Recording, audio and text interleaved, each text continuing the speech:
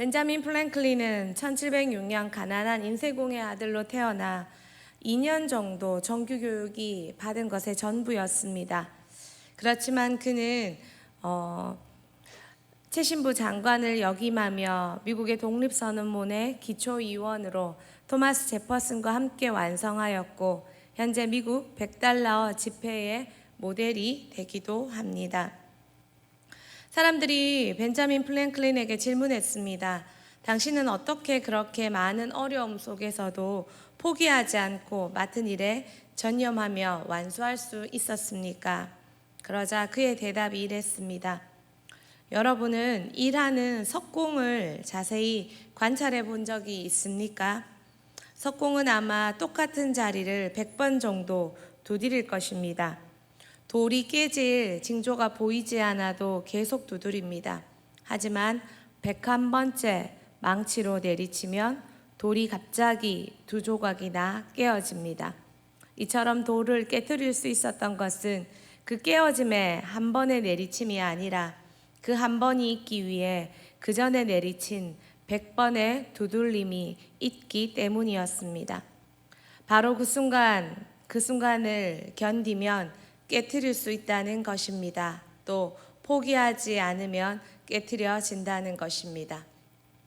오늘은 포기하지 않으면 이라는 제목으로 함께 말씀을 나누겠습니다. 첫 번째, 포기하지 않고 갈라디아서를 적는 바울입니다.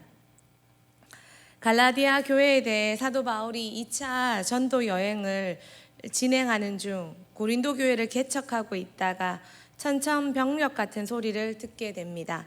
안타까운 마음에 애절하게 또 안타깝게 적은 편지가 바로 갈라디아서입니다. 갈라디아 교회는 바울이 1차 전도 여행 때 세운 교회입니다. 바울의 전도 방법은 회당을 중심으로 전도했습니다. 회당에 가서 복음을 전했고 그 복음을 믿는 반응하는 유대인들 속에 성도를 세워서 교회를 만들었습니다. 그러나 회당에서 전도하다 보니 그 속에 있는 또한 많은 유대인들은 그가 전하는 복음에 분노하며 신선모독으로 그를 죽이려 했습니다. 그는 전도하고 쫓겨나고를 반복했습니다.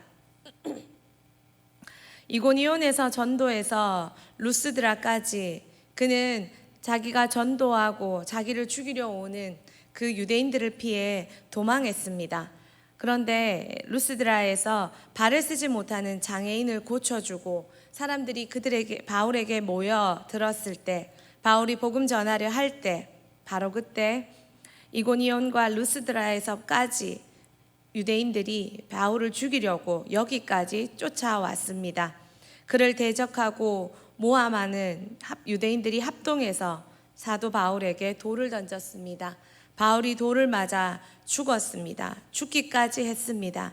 그리고 바울의 제자인 디모데와 제자들은 사도 바울을 간호하며 기도하며 그를 돌봤습니다. 그가 죽은 듯 했으나 돌에 맞아 죽은 듯 했으나 기도로 깨어났습니다. 그 깨어나자 바울은 다시 복음 전하기 위해 왔던 길인 더베로 되돌아갔습니다. 그리고 자기를 죽이려는 유대인들이 있는 그 더베까지 가서 다시 복음을 전하며 세운 교회가 갈라디아 교회입니다. 사도 바울에게 있어서 갈라디아 교회는 목숨과 바꾼 교회입니다. 자기를 죽이기 위해 달려온 유대인들이 있는 곳을 돌아가서 그들과 함께 세웠던 자신의 생명을 준 교회였습니다. 어렵게 시작했기 때문에 갈라디아 교회는 참 아름답게 신앙이 자랐습니다. 그래서 사도 바울의 큰 기쁨이 되었습니다. 그런데 지금 사도 바울에게 들려오는 소식은 자신이 떠난 뒤에 이 교회에 거짓 교사가 침투했고 그들은 사도 바울에 대한 성도들의 신뢰를 다 깨뜨렸고 또한 그들은 예수 그리스도로 말미암은 구원이 아니라 다시 율법으로 말미암은 구원으로 그들의 신앙을 다시 유대교로 회귀시켜 버렸습니다. 사도 바울이 느끼는 충격, 배신감, 황당함이 얼마나 컸겠습니까? 죽다 살아나서 세운 교회인데 또 죽을 각오로 다시 가서 세운 교회인데 자신에 대해 불신하고 잘못된 복음을 가르치는 거짓 교사들을 따르고 있다는 소식을 들었으니 얼마나 속상했을까요? 근데 사도 바울은 포기하지 않았습니다. 갈라디아 교회를 그래 저렇게 영적으로 물들었으니까 끝났지. 나한테 저렇게 배신했으니 끝났지. 사도 바울은 그렇게 여기지 않았습니다. 그들에게 다시 복음을 적어 보냈습니다. 그가 전했던 오직 예수 그리스도로 말미암은 복음에 대해 낱낱이 설명하며 율법과 할례에 대해 다시 증명합니다. 그래서 갈라디아서는 사도 바울이 적었던 많은 복음서 중에 복음이 정말 잘 증명된 서신서입니다. 그는 복음의 타락에도 영적인 타락에도 그리고 자신을 향한 뒤통수 치는 배신에도 그 교회를 포기하지 않았습니다. 갈 수 없고 그 누군가를 보낼 수 없는 상황에 다시 복음 전하며 그의 사랑과 사도성과 복음에 대해 전하며 포기하지 않고 다시 살린 교회가 갈라디아 교회입니다. 그래서 갈라디아서의 소개는 아주 비장합니다. 갈라디아서 1장 1절 한번 같이 읽어보겠습니다.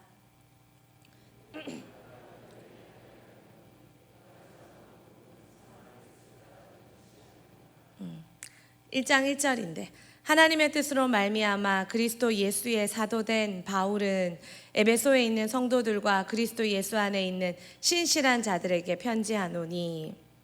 하나님의 뜻으로 말미암아 그리스도 예수로의 사도된 바울은 자신을 묘사하는 글이 아주 거창합니다. 자기의 사도권이 하나님으로부터 왔다는 걸 증명하며 시작할 만큼 그에 대한 모든 신뢰가 깨어졌지만 바울은 그렇게 자신을 소개하며 갈라디아 교회를 포기하지 않습니다. 또한 갈라디아 교인들에게 설명합니다. 여러분이 앞서 읽으셨던 1장 11절처럼 한 번 더 다시 읽어볼까요?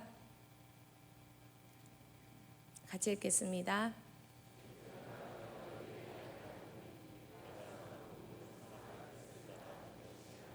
아멘. 자신의 사도권도 하나님으로부터 왔지만 자신이 전한 복음도 사람의 복음이 아니라고 얘기합니다. 2장 16절에도 그는 복음에 대해 처연하게 설명합니다. 2장 16절 말씀입니다.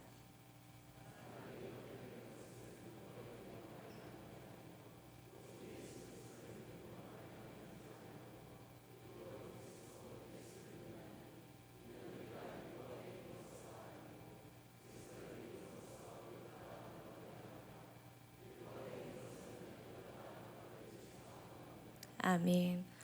바울은 갈라디아에서 내내 이렇게 율법과 복음에 대해 정말 낱낱이 설명합니다.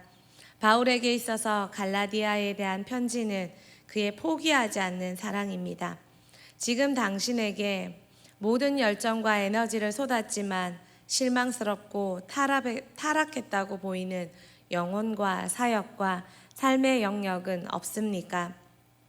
내 모든 걸 주었는데 여러분도 포기하지 말고 여러분의 갈라디아서를 한번 적어 보십시오. 장문의 카톡과 문자를 써 보십시오.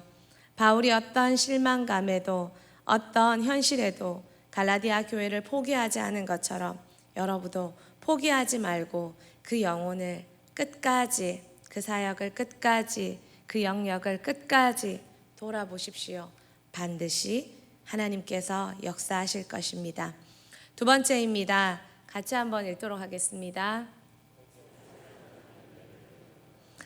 여러분, 포기하지 않으면의 대가는 무엇입니까? 열매입니다. 성경은 우리에게 약속합니다. 6장 7절 읽었지만 한 번 더 읽어보겠습니다. 같이 읽겠습니다.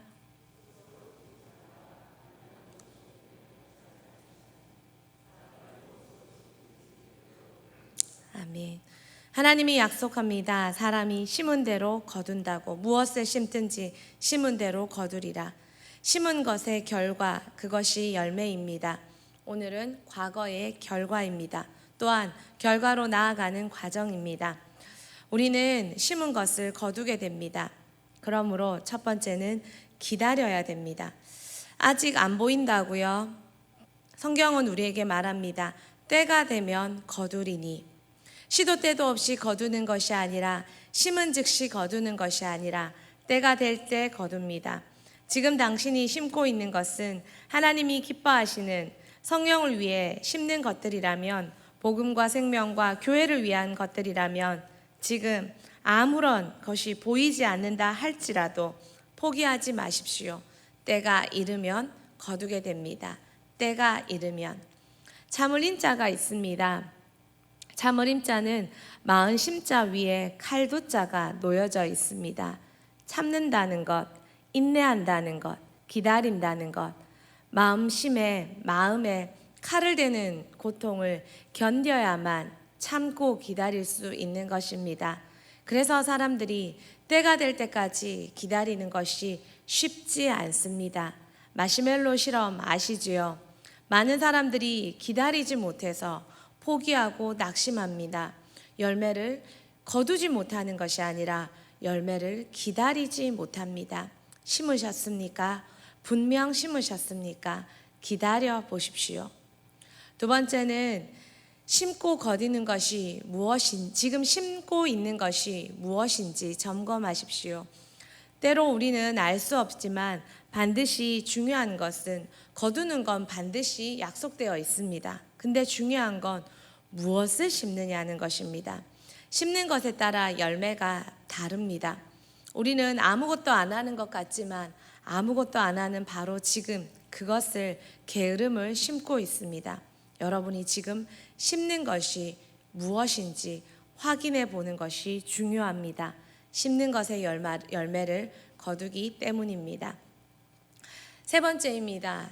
구체적으로 무엇을 심어야 될까요? 반드시 열매는 있고 기다리면 거둡니다. 중요한 건 무엇을 심느냐 하는 것입니다. 그럼 뭘 심어야 될까요? 첫 번째입니다. 같이 한번 읽어보도록 하겠습니다. 모든 사람의 유익을 위해 심어야 합니다. 6장 7절 8절에 메시지 성경에 아주 재밌게 표현합니다. 착각하지 마십시오. 어느 누구도 하나님을 속일 수 없습니다. 사람은, 같이 읽겠습니다.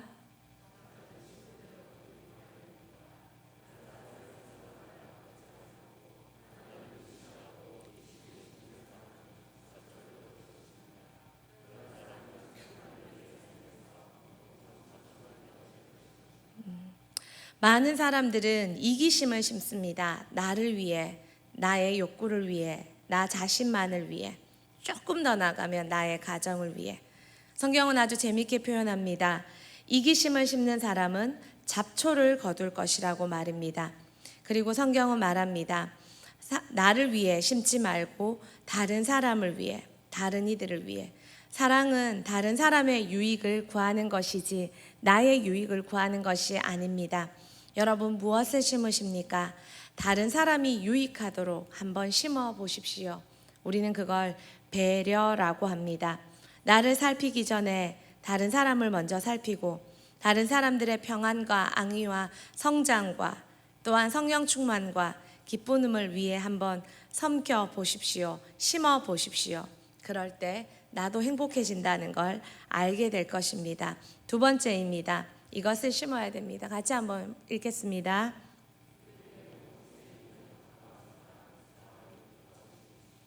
네, 믿음의 공동체에 있는 가까운 사람부터 사랑할 수 있도록 심으라고 성경은 말합니다.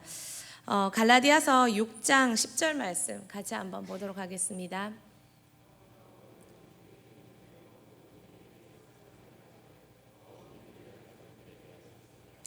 우리에게 심으라고 말하는데 더욱 믿음의 가정들에게 그래 하라라고 성경은 말합니다. 이 말씀이 메시지 성경에는 믿음의 공동체 안에 있는 가까운 사람에게서부터 그 일을 하십시오라고 기록하고 있습니다. 믿음의 공동체에 있는 가까이 있는 사람부터 사랑으로 한번 심어 보십시오. 어쩌면 우리에게 사랑하기 가장 힘든 사람은 믿음의 공동체에 있는 가까운 사람일 수 있습니다. 성령의 증거는 서로 사랑하는 것입니다. 그들을 위해 심는 것을 먼저 해 보십시오. 갈라디아서 6장 1절에도 이렇게 말합니다. 같이 한번 보겠습니다.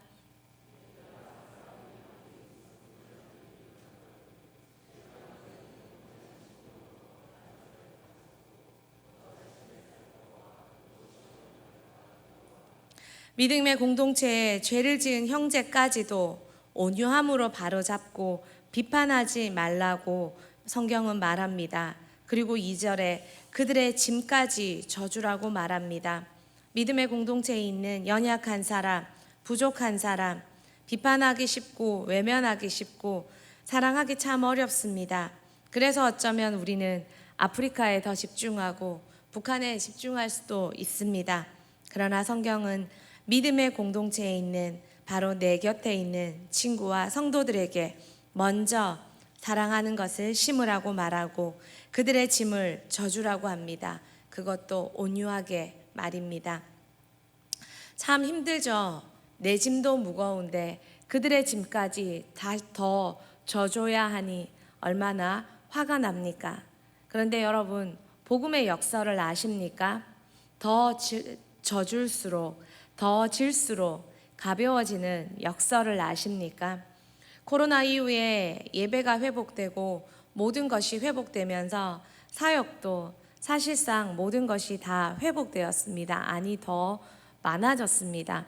이전처럼 또 다 해야 되나? 이만큼이라는 마음의 부담이 사실 들었던 것도 사실입니다. 그런데 복음의 역설은 이것입니다. 다 질 때, 더 질 때, 더 들어줄 때, 이전과 느낄 수 없는 더 다른 가벼움과 되려 은혜 받음과 내가 죄인인 걸 더 깨달아 갈수록 쥐고 있는 짐이 무거운 것이 아니라 가벼워지는 것을 느끼는 것, 그리고 세상이 줄 수 없는 안식과 평안을 누리는 경험을 합니다. 그래서 성경은 우리에게 자신만만하게 그들의 짐까지 져주라고 말하는가 봅니다. 마지막 세 번째로 우리가 심어야 될 것은 이것입니다. 같이 읽겠습니다. 맡기신 일에 최선을 다하며 심으라고 성경은 말합니다. 갈라디아서 6장 4절에서 5절 말씀에 있습니다. 메시지 성경이 재밌게 표현하는데 같이 한번 읽어볼까요?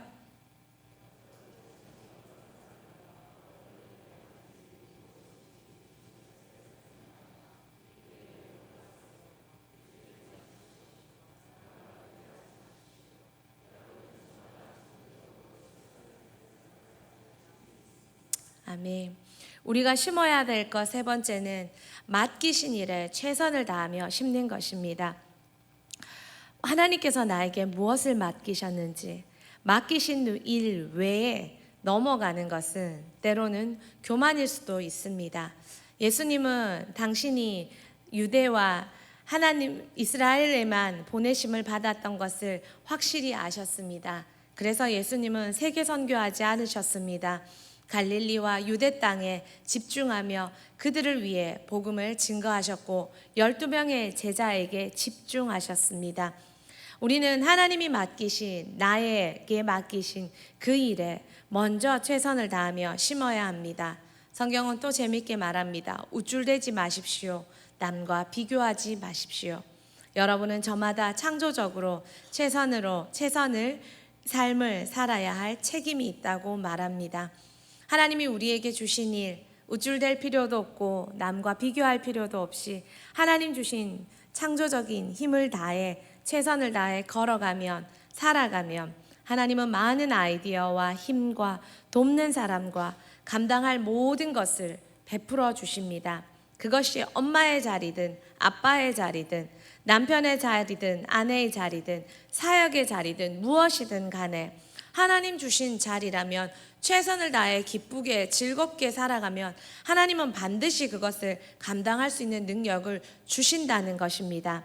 최선을 다해 겸손하게 임하며 섬기며 살며 살아가서 주신 자리에서 매순간 매일매일 심고 심어서 하나님의 큰 영광을 위해 걸어갈 수 있는 좋은 열매를 거둘 수 있는 저와 여러분이 되기를 소망합니다. 아멘. 마지막 이야기로 마치겠습니다. 링컨이 한 말입니다.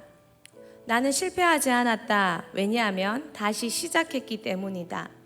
그는 얼마나 살면서 실패했는지 여러분에게 말하지 않겠습니다. 그가 어느 날 선거에 실패했을 때 그가 자신에게 이렇게 말했습니다. 나는 낙선했다는 이야기를 듣고 곧바로 음식점으로 가서 배가 부를 정도로 먹었다. 그리고 이발소에 가서 머리를 다듬고 기름도 듬뿍 발랐다. 이제 아무도 나를 실패한 사람으로 보지 않을 것이다. 왜냐하면 나는 이제 곧바로 시작했기 때문이다. 배가 든든하고 머리가 단정하니 내 걸음걸이는 곧을 것이고 내 목소리는 힘찰 것이다. 내 스스로 다짐한다. 힘을 내자. 에브라임 링컨. 지금 여러분은 자신에게 뭐라 말하고 있습니까? 하나님은 절대 포기가 없는 분이십니다. 당신 최고의 창조물, 보시기에 좋았더라 좋았더라 좋았더라 했던 그 인간이 당신의 계획을 망쳐버리고 선악과를 따먹고 인간이 하나님의 계획을 망쳐버리니 에덴 동산까지 다 망쳐졌습니다. 그런 하나님은 그 인간을 포기하지 않고 예수라는 계획을 세우고 실행하신 분입니다. 하나님 앞에는 포기라는 단어가 없습니다. 그 하나님은 저와 여러분을 포기하지 않고 여기까지 이끌어 오셨습니다. 지금 여러분이 해야 할 단 한 가지 일은 포기하지 않는 것입니다.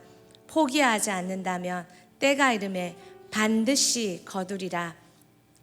반드시 좋은 것을 심어 하나님 원하시는 것을 심어 거둘 수 있는 여러분 모두가 되기를 축복합니다.